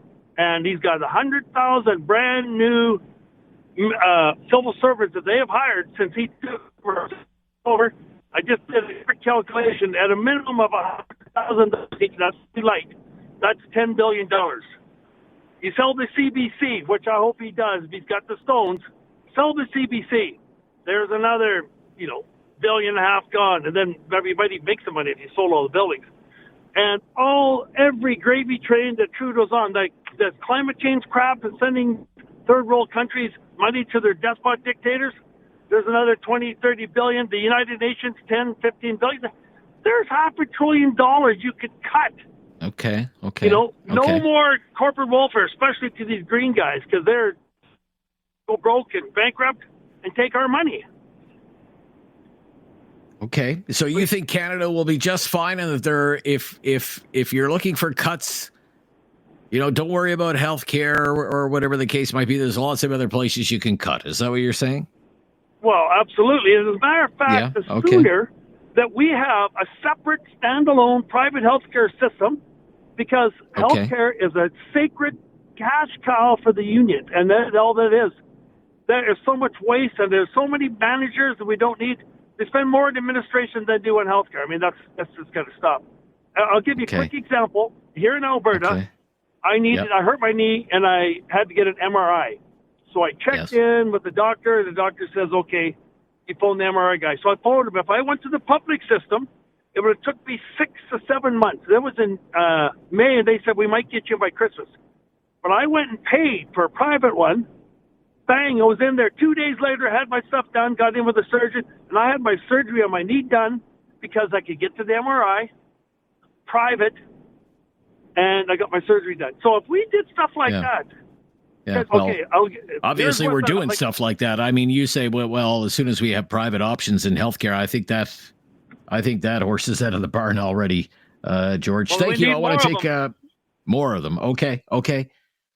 Let's go to Joe. I know Joe's he likes private healthcare too. I think he only accesses private healthcare, but we're talking about Pierre Poilievre today, the newsmaker of the year, according to the Canadian Press. What's your honest opinion of Pierre Poilievre, Joe in Kitchener? You know what, Rob? You should reframe the question topic. Could a grade 5 student mess up the country any worse than Justin Trudeau? Shouldn't that be more the question? I have to hand it to you. I think the question should be, here's a guy who is 47% in the polls. We don't even know if Justin Trudeau is going to be the prime minister by the end of this day, this week, this month, whatever the case might be. And it's probably only a matter of time before Mr. Trudeau, one way or another, is relieved of his duties as Prime Minister of Canada. And all the polls would suggest this person would be the next Prime Minister of Canada. So I think it's a totally fair question to ask people what is their honest opinion of the man.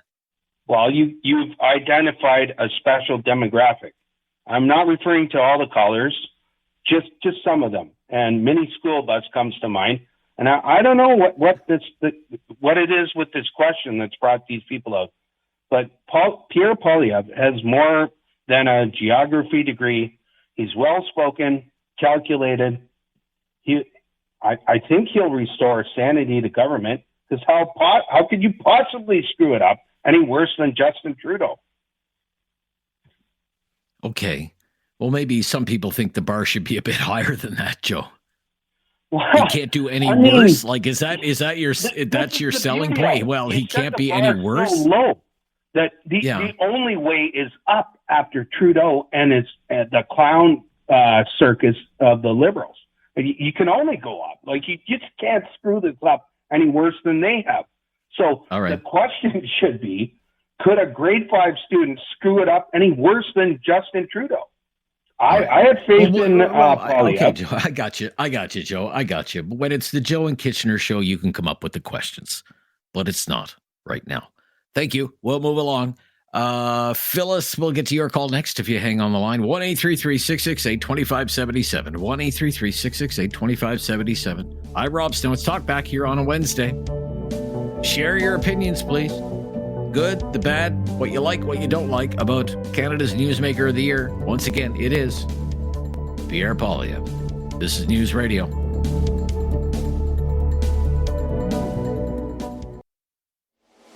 Have something on your mind you want everyone to know? Call now. Hello. 1-833-668-2577. It's Talk Back on Now You Know with Rob Snow. A lot of calls to get to. Not much time to do it. Let's see how we do.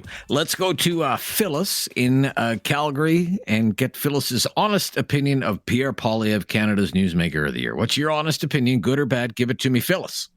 I'm with Emerson. I love him, Pierre Poilievre. He's from Calgary. He's a whole lot smarter than JT, and as a result, I think he'd be a much better person to deal with Donald Trump. He never loses his cool. and he gets under JT's skin, and it's just so entertaining to watch. And people that like Trudeau, the one guy said he has charisma. Well, where did that get us? Charisma and nice hair. We're in the worst shape we've ever been in. And people say he hasn't released his platform. Well, an election hasn't been called either. He doesn't have to release anything. He doesn't want his ideas stolen, and he does have ideas. He said he'd take the GST off new houses. He said he's going to match immigration to the available housing. He's got to cut the public service. That's just a boondoggle right there.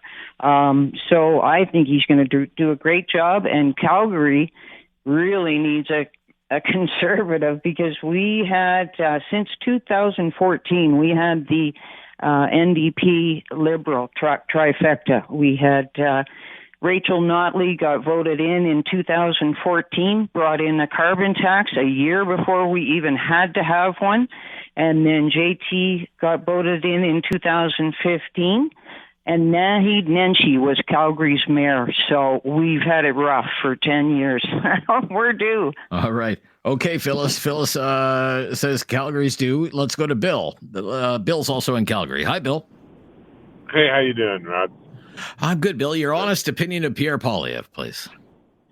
So, there's aspects of Poilievre that are, a little weaselly, but okay. I think you could probably say that about most politicians in one respect or another. I think that I really enjoy his quick wit.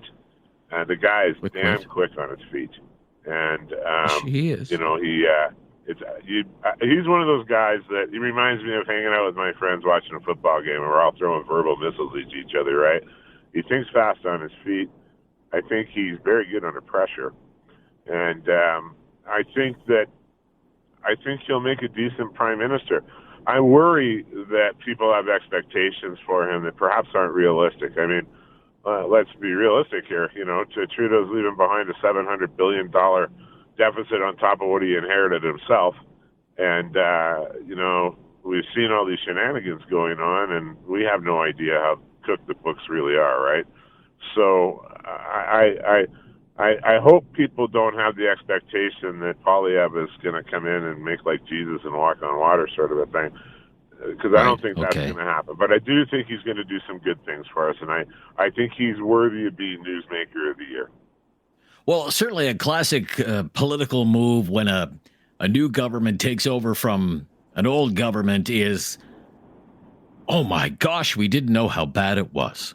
We have finally gotten a look at the books, and we had no idea it was this bad. Now, look, when you're running a $62 billion deficit, you would have to think there's no way, like people who are expecting a balanced budget after 1 year, I think they're going to have to temper their enthusiasm. What I think if he does become prime minister and leads, a conservative government, he would have to kind of take the approach that I think the Harper government took after the great financial crisis when they were running huge deficits, $55 billion. Did they balance the budget overnight? No, it took them 3-4 years.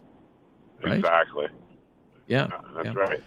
So, okay, Bill. That's the only thing I would say, Rob. And bless him, and I hope he does good things for the nation. Well, we'll see. There's no election yet, and he hasn't won it. We should keep that in mind, but he is certainly the Newsmaker of the Year for the second year in a row, and that's why we're getting your honest opinion of Pierre Poilievre. Just one segment to go here on Wednesday's Talkback, so when we come back, we'll take a couple of more calls. If you're on the line, you'll be on the air before our news at the top of the hour, so stay with us, will you? This is News Radio.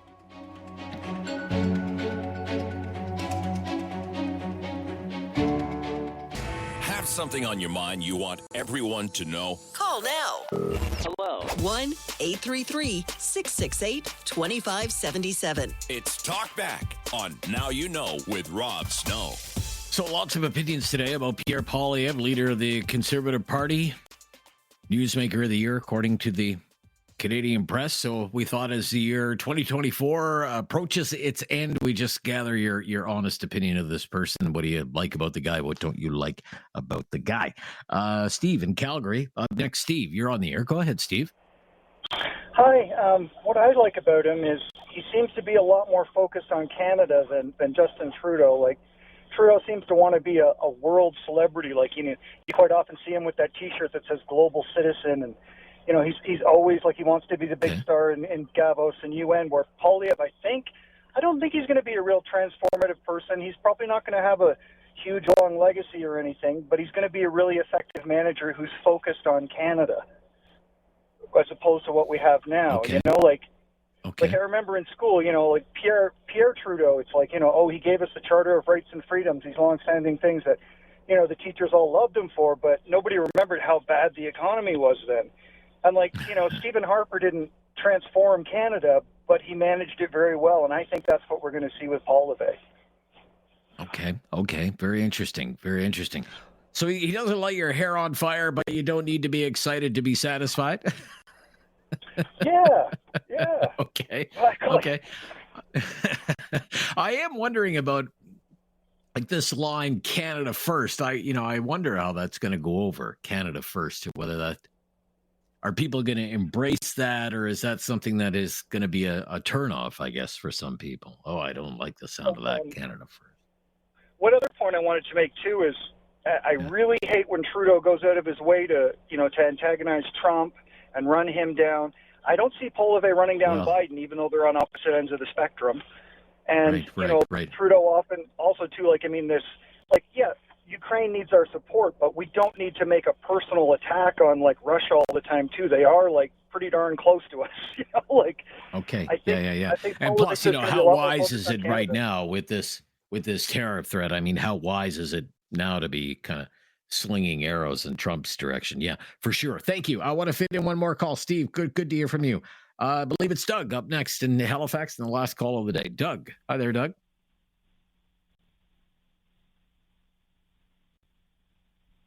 Hello, Doug. Did we lose Doug? Yes, I believe we lost Doug. We lost him. That's too bad. Yeah. So look, we have been trying to arrange a year-end interview. We interviewed Pierre Poilievre last year. Justin Trudeau's canceled all of his year-end interviews. Have we any word from Poilievre's people on that, David? I actually do have an update on that for you, Rob. Oh, you do? Yes, okay. All right. We have confirmed a pre-recorded interview with Pierre Poilievre on Friday. Oh, on Friday. Yes. Okay. All right. Well, that'll be good. I mean, I won't have all the time in the world. I don't know. How much time do you think we'll have with the guy? 12 minutes, maybe? I asked for 12 to 15, so we'll see if we can 12 to 15 minutes. Okay. And you know the way he can talk, David. So that means you might get to ask 4 or 5 questions. But it's been a pretty amazing year in Canadian politics, and you think about how the year is ending. I mean, David Coletto has this poll out from Abacus Data about committed voters. Like, I am certain I'm going to vote in the next election. Pierre Poilievre has this Conservative Party at 47% support. 47% support. And both the Liberals and the Democrats at 19%, like tied at 19%. So the Conservative Party has twice as much support as the other two parties combined. And that's one of the reasons cited, again, why the Canadian press has named him Canada's Newsmaker of the Year, again, for the second year in a row. Okay. Thank you, everyone, for your calls. Love the opinion. Love the passion. Love that you're following the issues. We'll do it again tomorrow with more topics and more calls on Talkback here on News Radio.